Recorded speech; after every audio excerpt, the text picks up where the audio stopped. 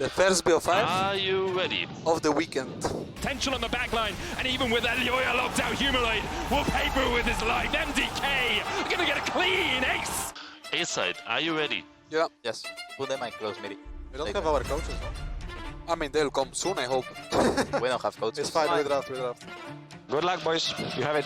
The chase continues. Razork hasn't got a hope in hell of escaping this one as Super claims another. MDK 2-0 up and hook, make it 3! Will he be able to get away from this one? Knocked out by Oscarinin, but Oscarinin could just change forms in auto. Elioya flashes back into the bush. Elioya flashes back. No way does he get out of this? Oh my god. My god. On Jun on the backline, Ninja Scar's coming out. Gwen is immune, but Noah is not. And because it went to Gwen, Noah thought he was safe. He's locked up. They are the pride of their region, and they are pride of very mad lions. Joder, sorry guys, I love you. I fucking love you all.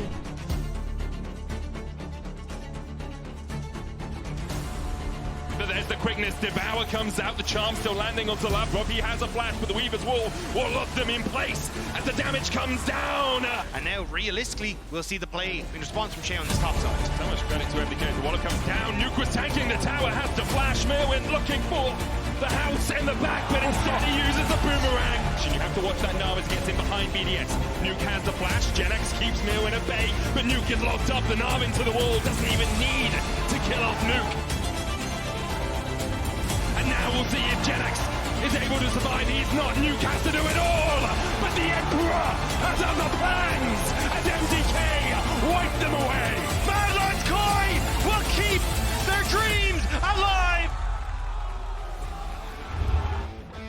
Welcome everyone to the Riot Games Arena, live from Berlin, Germany. And what a finals weekend we've had already to close out the LEC Winter Split. And you know it, the best is yet to come. Mad Lions Koi in the finals, one more best of 5 for them. But G2 Esports waiting, and we know how difficult that is. And with we, I mean of course myself, Shocked, but also Finn and Broxa, and Goldborg is waiting on the other side. Finn, welcome back, or should I immediately say goodbye? Nah, I don't know what to tell you, but it's great to be back. I'm great to be back in the studio and of course ready to play next split, but what a series we have in front of us.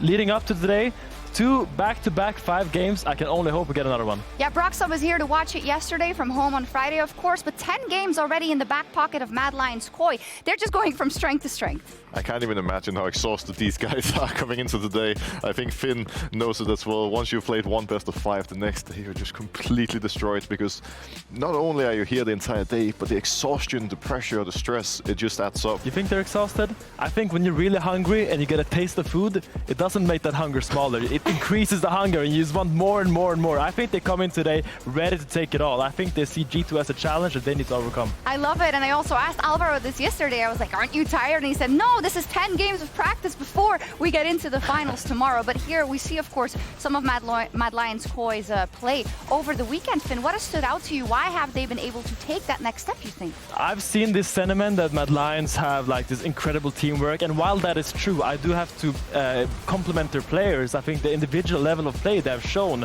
Merwin with his counter picks, Elioya with his immaculate leadership, and Alvaro with his engages, I think they just all stepped up individually and added on top of that team play an amazing team that just have so many threats. I think that's fair. You know, we've seen new layers to the squad. I want to say Frescawi, right? Back on day 1 of the finals weekend where he was playing as Gragas and he was everywhere. They're just adding things to their repertoire coming into this finals. Yeah, definitely. And for Frishkari, he already took down Humanoid, he took down Nuke. Now Caps is here, the final raid boss, and I'm curious to see if he can beat him as well. Yeah, we'll see indeed, but I also want to take a moment to kind of look at how the experience has been for Mad Lions Koi. Of course, Ibai's team, a part of it with a big crew around him, of course, and it's not because you have a big fan base that you necessarily are going to make it, you know, hit the ground running, but we've seen them going from strength to strength, and just this crew behind them, I'm sure also the coaching staff around them, Finn, it's been kind of a larger-than-life experience. Yeah, and I feel like this journey started almost a year ago when that Movistar Riders roster spawned with Melset, Frescawi, Alvaro, Supa. They've been working for a year together, and then they just plugged in Elioya and Merwin and just built upon that. And I think the result we see today is a result of a year of hard work from them. I think the crazy thing is that everybody has their eyes on this team, but also on Carmen Corp. And this is what Carmen Corp dreamed of becoming. Like, we knew probably one of them could do well in winter, but who knows what to expect from a team that, you know, hasn't played in the LEC before, new organizations, changes and all that. And I think them being here right now, making it to the final, already in the winner split is crazy. It's crazy, and it's also kind of one of my favorite ways that splits can go, Finn, because I asked Odoamne the same thing yesterday, you know, is this lighting a fire under your butt when you've been here for a while, knowing that these youngsters come and they just play in your face, they just play aggro, and they're winning so far. I mean, seeing Mirwin play like this, he's picking whatever he wants, picking strong champions that wins lane. It just wants, you want to challenge him, you want to see if you can beat him, you want to see if you can overcome that. So I think every top laner, every player, seeing this happen in front of them, I think it just should increase their hunger. They're probably really happy indeed. And then let's talk about Elyoya as well. I'm sure we will today. But Broxa, you know, for a jungler and a player who is now also a veteran to take a step back and say, I believe in this project, I believe in these guys alongside me, and having that big responsibility, it's a great step, and it is really crazy that it worked out. It speaks to his affinity to work to make it to the top. I was really skeptical coming into this year because Elyoya didn't look that impressive at the end of last year, but him being in this form now, I think also goes to show how dysfunctional of a team Matt was and how impressive the direction they're going in now is, because they really have managed to not only set Elyoya up for success, but find 4 players and a coaching staff around him that are all ready to compete for the top. Yeah, and I think I saw a lot of comments in the beginning of the year that this is Elyoya's play. This is has full accountability for this roster, and I think we have to give him his due praise, because everyone doubted this roster and everyone said, Elyoya, you're crazy. How is this gonna work? But he made it work and then went all the way to the finals in their first split. That is just amazing. It's insane. It's a crazy genius, and I love that you say in the first split, because he did this before, actually, in 2021. He was the rookie on stage. He also made it to the finals. He was able to take down the G2 dynasty, and now, 3 years later, Broxa, he is here with all these newcomers around him, and I know if you've missed it, they don't want to be called rookies and newcomers. They don't like that, you know? They want to show that they belong here no matter what, but his journey has been incredible. It's going to be really difficult today, but I think we should praise that it got so far already in winter. Yeah, definitely. Like, again, no matter if you call them rookies, newcomers, whatever, these 4 guys couldn't be expected to make it to the final in the first split. And I think, sure, we were pretty harsh in terms of rankings coming into it, but like 4 rookies being in this situation, new coaching staff as well, it's completely unheard of, and it just goes to show again how amazing all the players are and how great the ELs have become, because they were ready.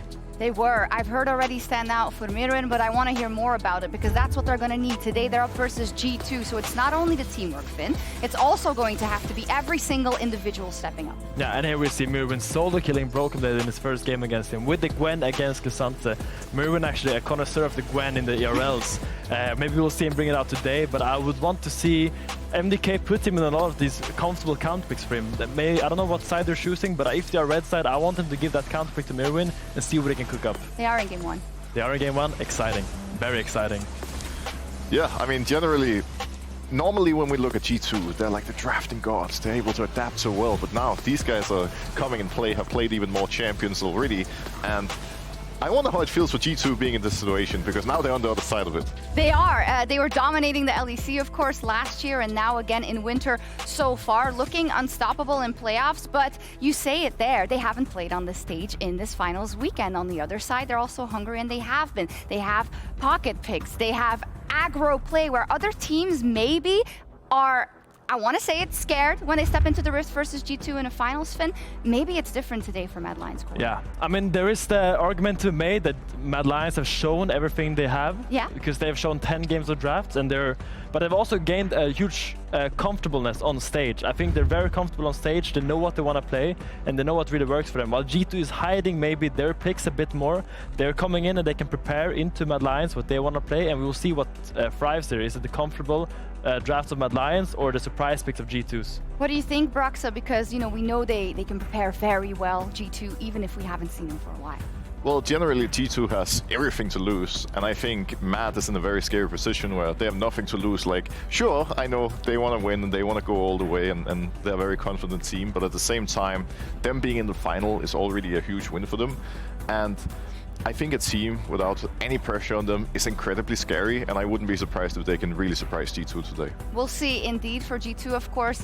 We expect perfection from them because that's what they expect from themselves. That's what they've said as well, Finn, right? We go to internationals, it's not the way we want it, so we want to perfect it here as well. Do you feel like they've done that, both of you? We'll see, but I do think every time G2 has been successfully internationally is when they are challenged regionally.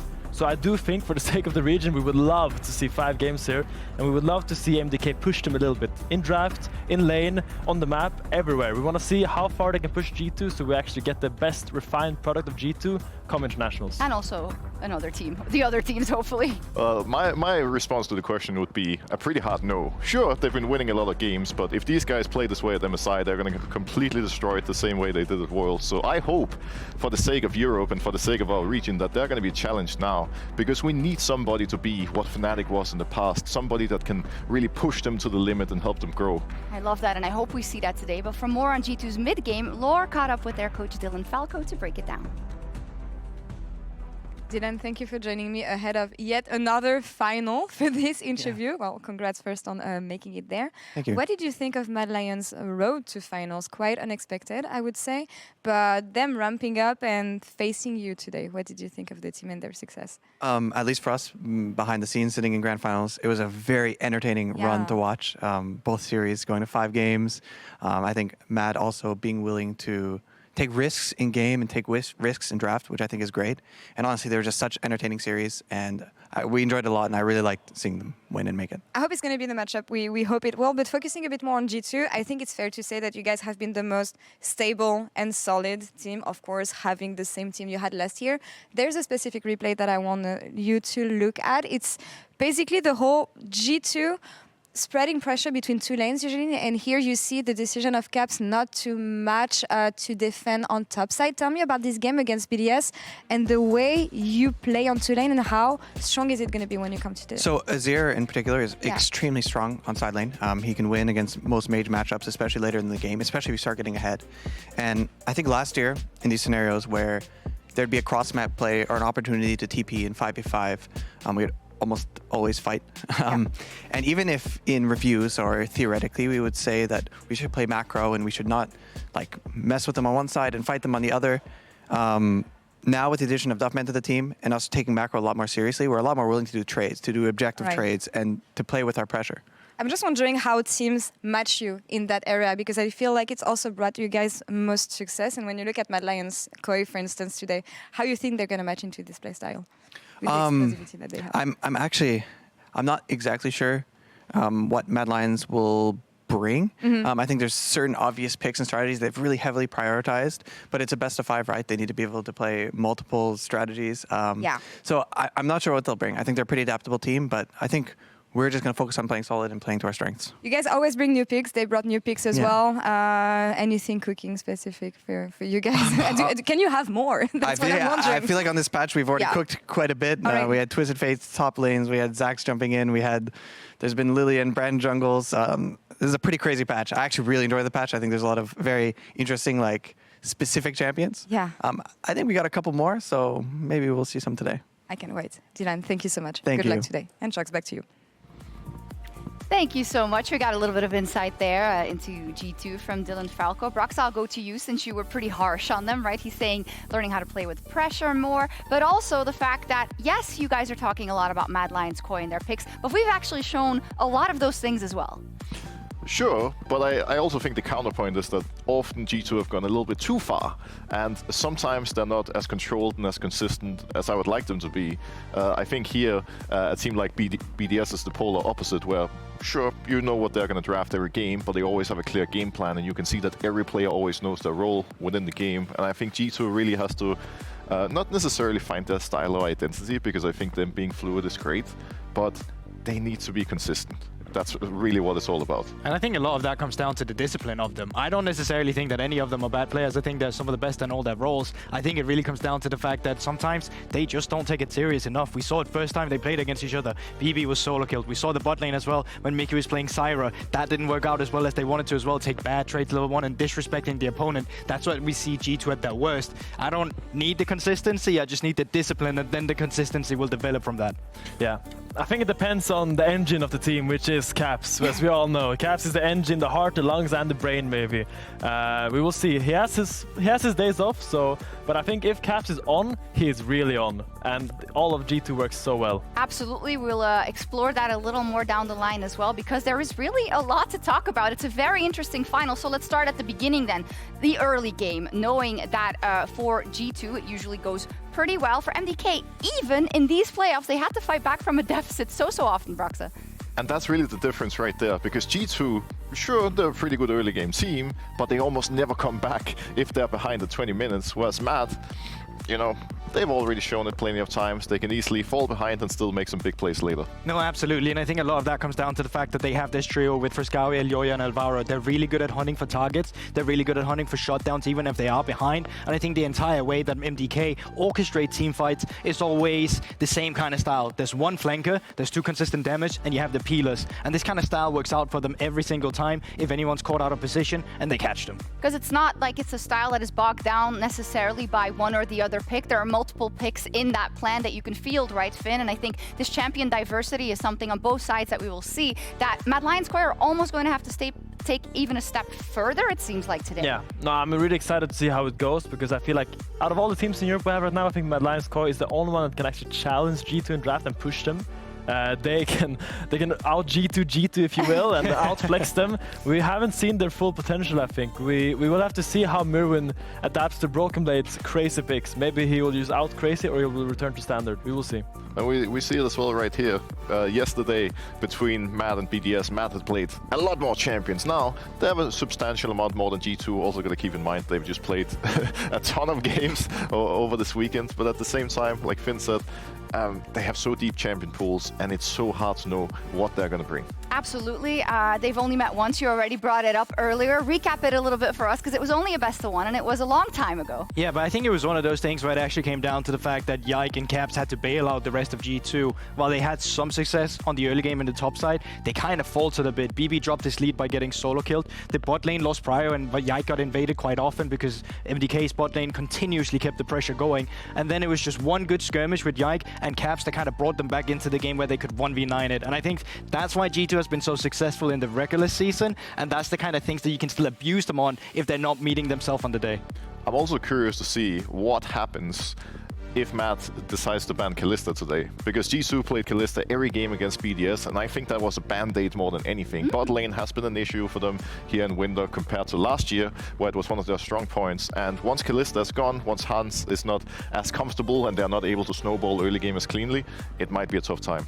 Yeah, we will see. I think Hans has always thrived when he had a stronger AD carry matchup. Hans always famously went for the Kalista Draven, which I think ever since 2020 has usually been banned against Hansama both sides, which is crazy for a player to draw 2 bans every single game for so long.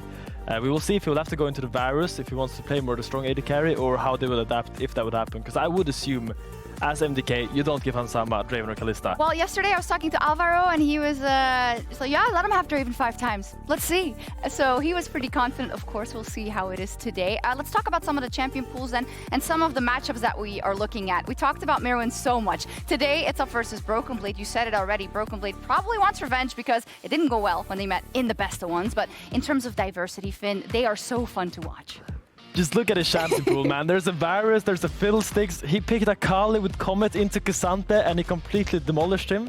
This guy is so bold, so fearless, and he was not scared to play champions of different, what do you say, identities, so to say. Yeah, and I think what really makes them so good is the fact that they do both, right? They are the crazy people that can seem like a gimmick player, but they're not. They always got the consistency down as well, and understanding that fundamental in terms of a normal matchup and the crazy matchup is what really gives them the edge. That's what we saw as well from especially Mirwin yesterday, when we see picks like the Akali that just gives them an edge in a matchup that you have never played. Yeah, and Finn, I think that's the crux of it on both sides. There are many players who play a lot of champions, but there's a difference between practicing it and playing it in scrims and pulling it off in a specific situation every single time in an elimination game. You know what I mean? Yes, I would have to give credit, I think, I would assume, because I've seen Mirwin, there was a thing on Twitter that he'd like posted a PowerPoint presentation about how to play Fiddlesticks. And I think when you play these chaotic champions, you really need to tell your team how to play with it. You have to not just play the champion well yourself, you have to make sure the team understands how you want to play. Because you can't just pick a champion and perform well on it yourself. You have to be as a 5-man unit when you pick a champion like Fiddlesticks, like Varus, like Jace. And if you want to execute on it. You do. Broxah, you were talking about G2's performance before. Does that also apply to the top lane? What do you think of this matchup? I think this matchup is going to be very important for the series. Obviously, our eyes generally are going to be on the mid lane, but these two have by far the deepest champion pools out of all top laners in the league. They both are very aggressive. They're both easily able to completely take over a game. But at the same time, their teams are going to have a hard time functioning if they're not performing. So whichever one of these two have a better day is going to be huge in the series. Yeah, I think in the end though, I think G2 is a team that's mastered the style of picking up for your teammates. I think always if one guy underperforms in G2, the other guys pick up the slack. And I think that's why G2's always been successful, because if one guy has an off game, another guy has an on game, so to say. And I think even if Broken Blade will struggle, as we saw last time, I do think Caps, Yike and Botlane can pick up the slack. Yeah. Can we say the same about MDK? We will have to see. We'll have to see, but mid lane for G2 has been sovereign so far. And for more on Caps, we asked him and Broken Blade on the debate of all-time best player in the West. Let's take a look. I agree that Caps is the best Western player that ever played the game. He has so much passion in the game. He wakes up thinking about League of Legends. He goes to sleep thinks about League of Legends. I've never talked to a guy who really breathes the game as much as he does. And I think all the world finals and stuff like that, MSI title, is because he works so hard for it, you know. And he has a lot of talent, a lot of creativity. So if you play a lot, it just comes by nature, and he really drags your teammates as well with the creativity and just the joy of playing League of Legends. Broken Blade ready to interrupt with a stun card. Cap still committing anyway! Goes in, gets one wall to try to make it two, and he gets another! I think a lot of people have doubts on me throughout the years. I think there's always been ups and downs. Sometimes people just get bored when we win too much, I think. And a lot of the time people want to see someone else win or something else, so maybe people make their own narratives. But for me, I always consider myself the strongest. And I want to prove that by winning more splits, by winning Worlds, winning MSI. And that is my dream, and I will keep trying until I finally can achieve that. We can absolutely see it for Caps this winter so far. He says, I don't care about your narratives. You can spin up what you want. And that's why we rate him so highly, I think, because sometimes it is the crops, you know, it doesn't really work out. But that's never that way for a long time because he has this attitude. And I think Goldborg, we've seen that from Frescawi as well, right? In interviews as well as on the Rift, he's also willing to push the envelope. Yeah, there's this saying that an ally can only get you so far. So when you're pushing yourself, what you really need is a rival, someone that you want to beat. And for every single mid laner that wants to improve themselves, and especially a rookie like Frescawi, that is Caps. Caps is for sure the best Mr. Wood we've had ever, and it shows that he still is, and that's the guy you gotta beat. Caps just strikes me as a guy that breathes League of Legends. He's like, it's League of Legends, and he's just always thinking about the game, whether it's probably dreaming about the game as well. Yeah, he's just always coming up with new plays to make, new champions to play, and it's just crazy how still to this day he's so creative. And he's been necessary for G2 too in winter. I think, honestly, the smartest move G2 ever made was stealing him from us on Fnatic. You're not salty anymore? this guy is so good. Like, you could put him on any team in the league right now and he would make them a contender single-handedly, because the gap between him and every other mid laner in the West is unreal big. It's so impressive how good he is after all those years. His growth has been absolutely crazy. I remember when we played together back in 2017, he was a little bit more coin flippy. So when I came in, I was supposed to be as structured and disciplined, as stable as possible to kind of balance it out. Now he balances out all the mistakes his teammates makes because he doesn't make any himself. And I think that's where it really shows as well, that especially on side lane, you don't see the flips in laning phase anymore like that. I mean, we saw a bit of it last year, but we haven't seen it this winter, and that's why he's so scary, because he's stable in lane. He comes out on side lane later. He will just out macro you, outplay you, find the right team fight, and there's nothing you can do to stop him. So, if there's nothing he can do, then what is Frescawi gonna do? His best. He's been vocal about his lofty goals, and I love that also coming in, not being afraid of anyone, but obviously respecting the fact that Caps is just on top, Broxa. But from what you've seen from him this weekend, also, you know, I'm thinking of the Gragas, where he was 007, killing everyone and setting up the place for his team, you know. We're learning more about him, and he's learning more about himself. He does remind me of a young Caps in a lot of ways, because he's very aggressive, very confident. He has not been afraid to play many different champions, even though he's a rookie. And I think him being so proactive already in his first split really showcases how great of a player he is. I just want to bring up his Azir game, Game 5 versus Fnatic. He's playing as Humanoid, which is like the historically most intelligent mid laner in Europe, next to Caps. And then he has a complete performance with the Azir in Game 5. They were just out-macroed the entire team, and he solo carries the game. Yeah, and I think that's really been the big development for Frescawi as well, going from the ERL mid laner he was and coming into the LEC. Because even when they were playing on Movistar Riders, quite often their strategy is, can we get Super ahead? Super's carrying? Okay, let's play the game through Super, and let's just early win game and then take it from there. Whereas now this entire team has become a great coach team that understand, what do I need of a mid lane? I'm going to go into the mid game. Am I the flanker? Am I the front to backer that just hitting frontline? And Frescawi has become both. We've seen the Akalis, we've seen the Gragas, but we've also seen the standard control mage. Yeah, slotting in very, very well. There's some matchups we even haven't touched upon yet, but I'm sure we'll get the chance to when we hopefully get 5 games today. So let's come back down to earth and zoom out for a little bit now. Looking at a G2, of course, poised to take yet another title, but the Mad Lions coy with also a great lower bracket run. And I feel like their whole winter split has felt like a lower bracket run because everyone was doubting them. Nobody had any expectations, Finn, but then at every hurdle they overcame, they got a loss, they looked at it, they said, what can we do better? And now they're 10 games into these playoffs. Yeah, and that is scary because I think as a pro player, when you learn the most is on the stage. Sure, practice can help you improve, but when you play on stage, the lessons you take from those games are 10 times more impactful.